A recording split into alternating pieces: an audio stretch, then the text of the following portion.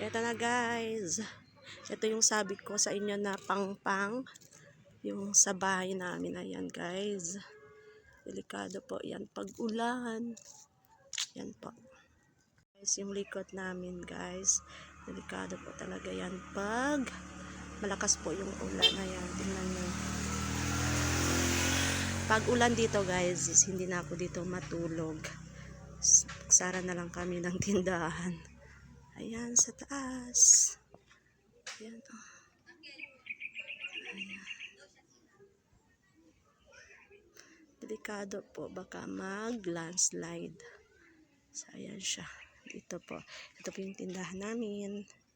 Ayan, maliit namin tindahan. Tapos, ito po yung sa loob. Ayan, nilagyan namin siya ng ganyan. Para pag mag-landslide, pag magulog yung mga lupa, hindi siya papasok dito. Tapos meron po yan sa likod po na plain sheet para kung marami siyang lupa na nahuhulog, naririnig namin para ma-prepare na kami para umalis na dito. So ayan muna guys, sana nagustuhan nyo po yung videos ko. Hanggang dito na lang. Bye bye.